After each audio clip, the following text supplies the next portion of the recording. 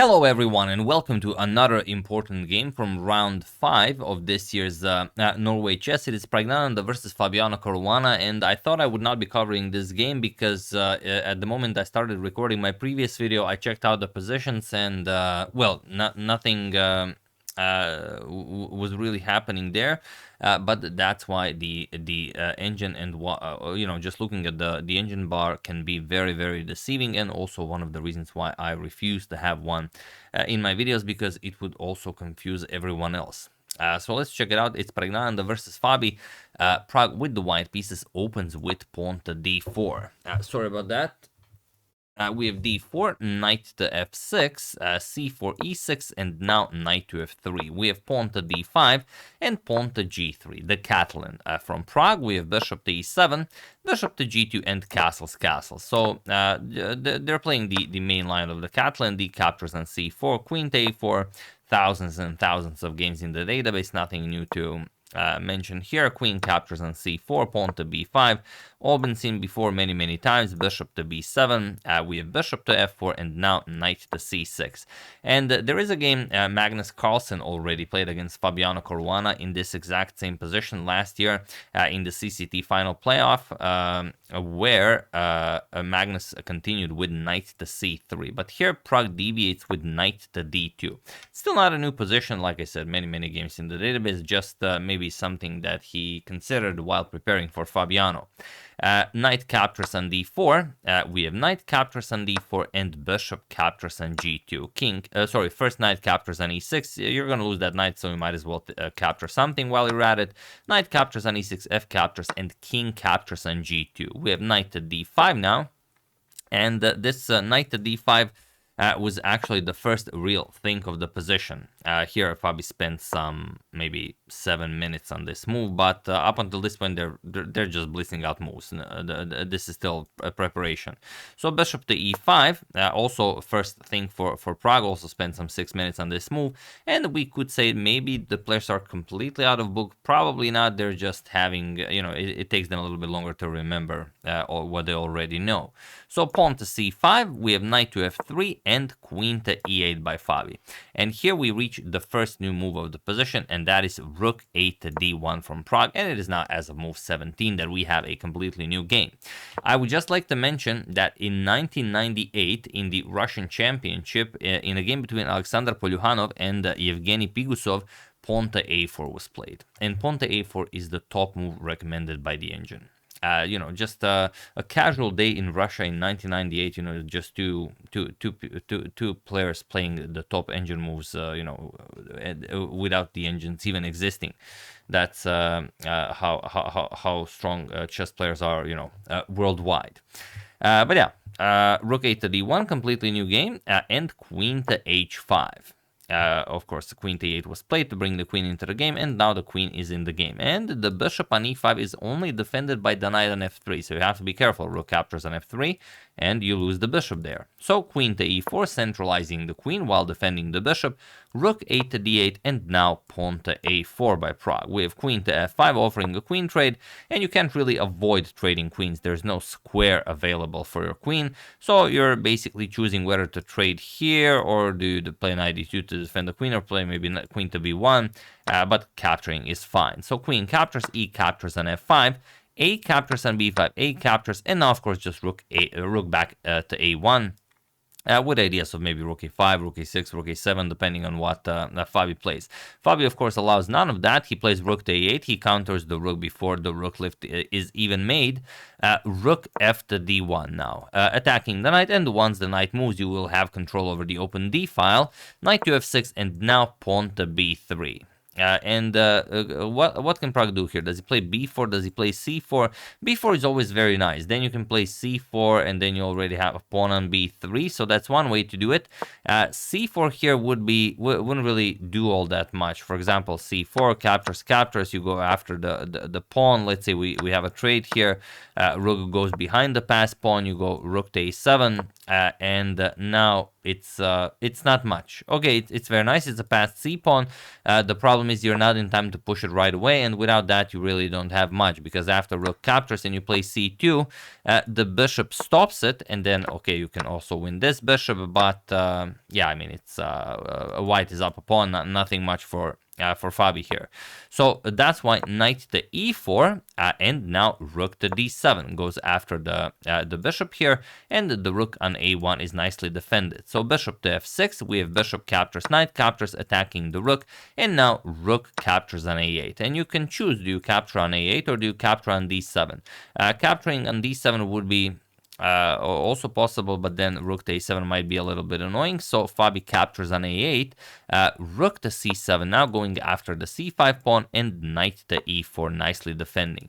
So Pragg goes knight e5. This covers the f7 square, so you have to be careful here. If the rook moves away from the back rank, rook to c8 will be checkmate. But also it frees up this pawn to reach f3, kick away the knight, and then you just take the pawn on c5. So rook to e8, preparing to meet f3 with rook captures on e5, and then the c5 pawn is defended, so that's very nice. Knight to d3, more pressure on c5 pawn, and now knight to d2. And okay, the capture fest begins. Rook captures on c5, knight captures on b3, we have rook captures on f5, and knight to d4, attacking, defending, and also attacking twice on e2. So rook to d5 attacks the knight, knight captures on e2, and rook captures on b5. And we finish this capture fest with Pragg being up a pawn. But it's a rook endgame with pawns being on the same side of the board. This is as okay, the existence of knights make it a little bit less drawish. If you know, without the knights it's a dead draw, but still, you know, of course Pragg will try to push for the win, as he is up a pawn.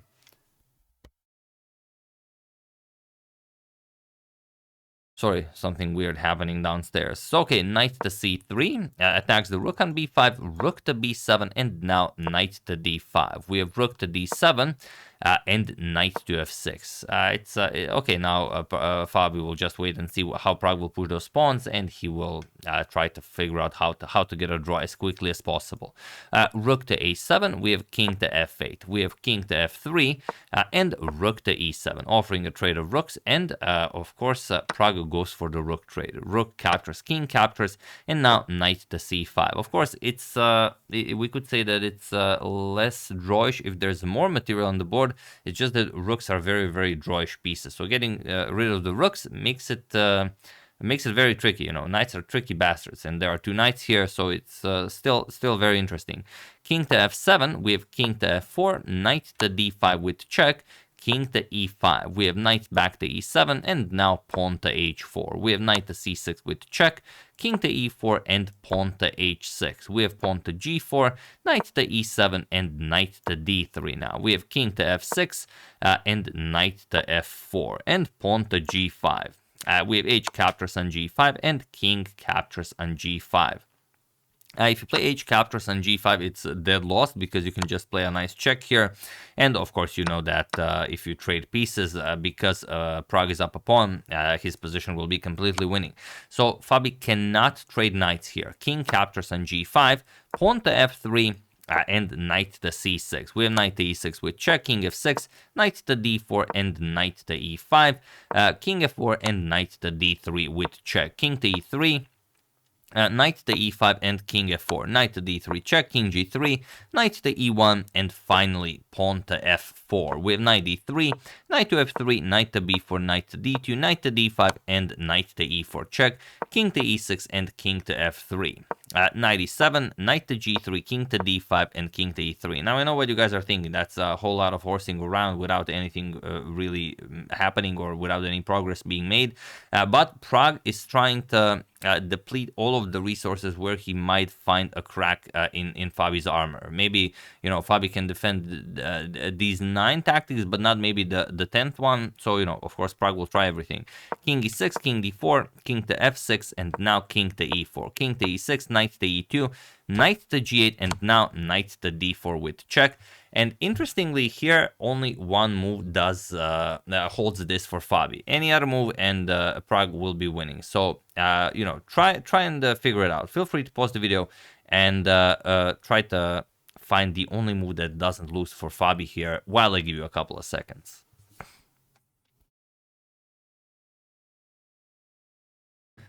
So for those of you who were able to do it, congratulations on being a true student of the game and always brushing up on your endgames. And for those of you who just want to enjoy the show, it is king to f7. This is the only move that holds the position, but Fabi did not play it. Fabi played king to f6, and that's a huge problem. The idea behind this king to f7 move is that after knight to f5 is played, the f6 square is available for the knight, but it's such a weird position that you simply don't think about what I'm about to show you. So after knight to d4 check, king to f6 was played, and now Pragg just played knight to f5. Maybe Fabi was playing on Pragg's time because Fabi had 8 minutes on the clock and the Pragg had 30 seconds on the clock. But still, look at this. The knight is trapped. The king on f6 prevents the knight from escaping. This is now covered by the knight. So, of course, you cannot trade pieces. If you trade, then the extra pawn will be winning. And a move like h5 doesn't work because of g5 check. And then after king g6, king e5, you just improve white's position without anything really changing. h4 still being impossible. So king to f6 was played, knight to f5, and now king to e6 by Fabi. King to d4, another tricky move, but it's the only move that wins, but Pragg plays it, and now Fabi is in huge trouble. If you activate the knight, you lose the pawn, and the g4 pawn is defended, so 2 extra pawns will be completely winning. However, there's not much more that you can do. King to f6, we have knight captures on h6. Beautiful move. Of course, a knight captures is impossible because g5 happens, and after king to g6, captures, king to e5, and of course now the pawn will become a queen. King to g6, king to e6, king to g7, f5, king to f8, king to f6, getting the king into the opposition, and now wherever the black king goes, you go the other way. King to e8, king to g7, covering these 3 squares, and now the pawn just becomes a queen. So after knight captures on h6, knight to e7, okay, the knight is now freed, but king to e4, you are down 2 pawns, and of course this is now completely winning for Pragg. King to g6, g5. We have king to h5, knight to f7, knight to g6, and now king to f5. It's still possible not to win this, but if Pragg plays the correct moves, of course it is winning. Knight e7 check, king to, sorry, not f6, king to e6 was played, attacking the knight, knight to c6, and pawn to f5. We have knight to d4 check, king to f6, and now king to g4, and here Pragg just played knight to d6, and he was in this position on move 77 that Fabiano Caruana resigned the game, and a brilliant victory, and a very well-deserved one for Praggnanandhaa in round 5 of this year's Norway Chess. So the first half of the tournament is over. Now we repeat, only with colors reversed, and everyone who didn't like their game will have a chance of getting back at the other guy. But yeah, pretty big game, not just for the tournament standings, but also for the world top 10 or the world top 20. Because with this, okay, let's check out the standings first. And also, sorry, obviously you resign this as you're down 2 pawns. Once you try something, just g6 is happening, just g7 is happening, and now king f7 and g8, or you get a queen and you checkmate the black king.